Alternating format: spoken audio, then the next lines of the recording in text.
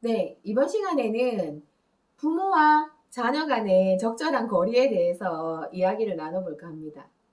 요즘에 맞벌이 인구가 늘어나고 결혼 정년기도 점점 늦춰지면서 한 자녀 낳는 가정들이 점점 늘어나고 있습니다. 그러다 보니까 그 한 자녀인 아이는 양쪽 부모님의 모든 관심과 사랑을 집중적으로 받게 되겠죠. 이 세상에는 같은 상황에서 양쪽 극단의 감정이 항상 같이 균형을 이룬다고 했습니다. 그러면 그 부모의 아주 많은 관심과 사랑을 받는 행복감이 있는 그 반대쪽에는 뭐예요? 과도한 사랑에 대한 부담감을 같이 가지고 있을 수 있겠죠. 그래서 그게 별 부담이 없이 잘 흘러간다면 문제가 되지 않지만 어느 한쪽에서 되게 불편감을 느끼고 불행한 마음을 느낀다면 그게 이제 문제가 되기 시작하는 거죠. 자, 상담 사례에서 한 가지를 이야기해보면, 이 엄마는 아주 이제 직장 생활을 계속 하다가, 나이 들어서 결혼을 해서 아이를 가지고, 그 다음에 아이가 초등학교 입학하기 전까지는 계속 직장 생활을 했어요. 그래서 이제 아이가 초등학교 입학을 한가 동시에 직장을 그만두고, 이제 지금까지 못해준 모든 것들을, 아이에게 집중해서, 내가 다 해주리라 하는 굳은 결심으로 아이의 입학과 동시에 이제 전업주부의 생활을 시작하게 되었죠. 그런데 아이 입장은 어때요? 어릴 때는 엄마의 부모의 손이 굉장히 필요하지만 유치원에 가면서부터 친구의 영역이 생기고 유치원 활동이 생기고 또 초등학교에 오면 초등학교에 또 친구의 영역이 생기고 그 학교 생활을 마치면 학원에 또 갈 거고 그래서 여러 가지 이제 사회 활동이 늘어나면서 부모님과의 그런 되게 밀착된 관계에서 조금씩 조금씩 아이는 독립을 해서 나가야 하는 그 시기인 거죠. 근데 그 시기에 아이는 이제 독립을 해서 나가려고 활동을 하는 시기에 엄마는 이때까지 못해준 모든 것을 아이에게 밀착해서 다 퍼부어 주리라 이렇게 이제 다짐을 했기 때문에 처음부터 뭔가 균형을 이루지 못하는 불안한 그런 분위기가 느껴지시죠.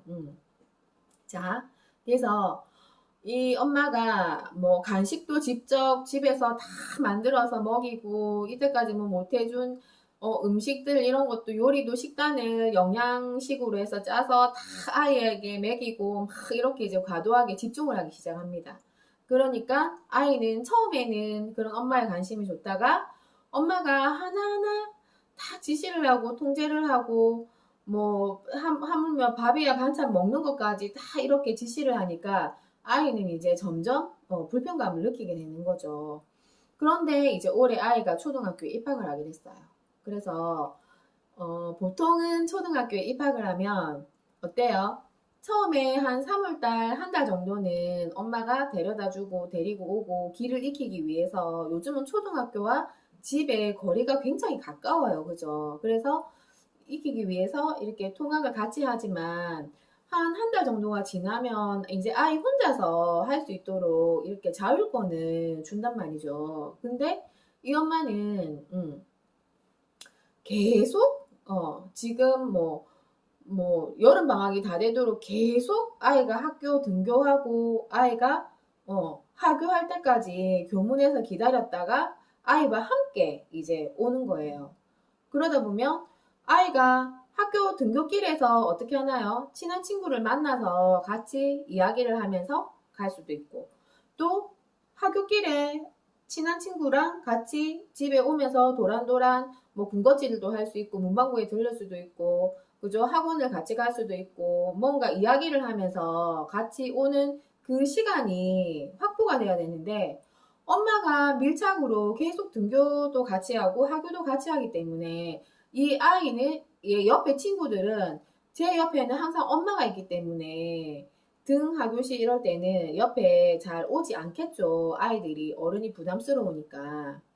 거기에 더 플러스해서 이 엄마는 이제 아이가 학교 생활을 잘하는지 친구 관계는 어떤지 아주 불안한 거예요. 왜냐하면 이 엄마가 아주 소심하고 아주 불안이 강한 성격을 가진 엄마였거든요. 그래서 자기 불안인 거죠. 부모의 불안인 거죠. 그래서 아이가 학교에 가서 뭐 1교시에는 무슨 일이 있었고 2교시에는 무슨 일이 있었고 급식 시간에는 뭐 음식이 뭐 나왔고 무슨 일이 있었으며 선생님은 무슨 얘기를 했으며 어떤 친구랑 트러블이 있었으면 어떤 트러블이 있었는지 하나하나를 계속 이제 아이 학교길부터 해서 계속 캐묻기 시작합니다. 그래서 특히 이제 그 아이가 딸아이라서 처음에는 엄마하고 이제 대화를 엄마가 직장 생활하면서 계속 떨어져 있었기 때문에 그래 같이 있는 그 시간이 좋아서 처음에는 계속 이런저런 막 이야기를 재밌게 했지만 그게 이야기를 엄마가 들어주는데 그치는 게 아니라 너 그때 왜 그 친구한테 이렇게 이렇게 대답을 하지? 왜 이렇게 이렇게 대답을 했니? 또 뭘 어떻게 그 친구는 이렇게 이렇게 해야 되는데 왜 너한테 그렇게 그렇게 했니? 걔 이상하다. 뭐 네가 뭐를 어떤 부분엔 잘못했다. 이런 식으로 자기가 이제 모든 판단과 조언과 이거를 다 이렇게 내려주는 거예요. 이제 그러다 보니까 아이가 점점 말을 하지 않게 되겠죠. 부담스럽겠죠.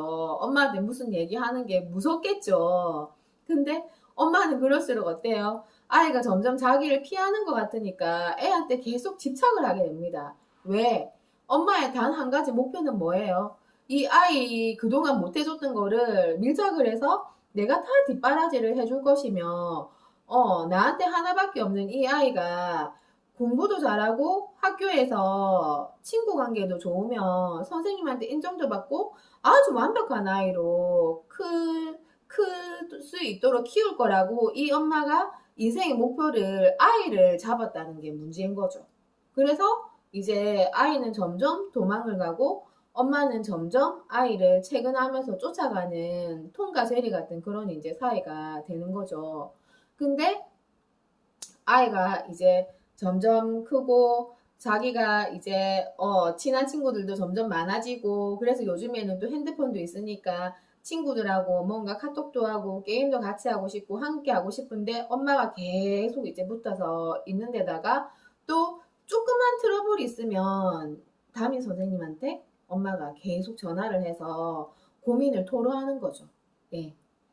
이런 상황에까지 이제 오자 그 엄마가 이게 자기가 너무 과한 게 아닌지 아니면 담임 선생님이 조금 어머니가 굉장히 예민하게 아이의 문제에 신경을 쓰시는 것 같다. 그러한 트러블은 얼마든지 있는데 담임인 자기가 내가 잘 관찰하고 있다가 뭔가 안 좋은 상황일 때는 어머니한테 꼭 알려드리겠다. 그래서 너무 자주 이렇게 아이의 학교 생활에 너무 관여를 안 하시는 게 좋겠다라고 이제 담임 선생님도 너무 부담스러워서 이야기를 한 거죠. 그래서 이제 이 엄마가 혼자서 전전긍긍하다가 이제 상담을 받게 된 경우죠. 자, 우리가 한번 객관적으로 생각을 해볼게요. 자, 부모는 자식이 성인이 될 때까지는 우리가 충분히 뒷바라지를 해주고 훈육을 하고 양육을 해야 됩니다. 그죠? 그렇지만 그 속에서 그 아이가 내가 될 수 없는 거잖아요. 내가 아이를 주변에서 지켜줄 수는 있지만 내가 이 아이가 될 수 없는 거잖아요. 그래서 항상 자기만의 그러한 영역이 있어야 됩니다. 근데 그럼 부모는 자기의 미래의 목표를 누구한테 둬야 될까요? 자기 자신한테 둬야 되죠. 그죠? 이 아이가 성공하고 뭐 완벽하게 잘하고 안 잘하고는 이 아이의 목표가 됐으면 되어야지 엄마의 목표가 되어서는 안 되는 거죠. 그래서 이 처음에 목표 설정부터 우리는 착오가 있었다고 인정을 해야 됩니다. 절대 아이가 엄마가 하라는 대로 아바타가 되어서 움직일 수는 없는 거죠. 그리고 또 움직여서도 안 되는 것이죠. 아이가 반항을 한다면 이 엄마는 아이가 반항을 하는 게 아주 뭔가가 아이가 망쳐져 가고 있는 게 아닌가 하고 굉장히 불안해하지만 이 아이가 엄마의 이런 지시와 통제에서 반항을 한다는 거는 아이가 건강하다고 우리가 거꾸로 생각할 수 있겠죠.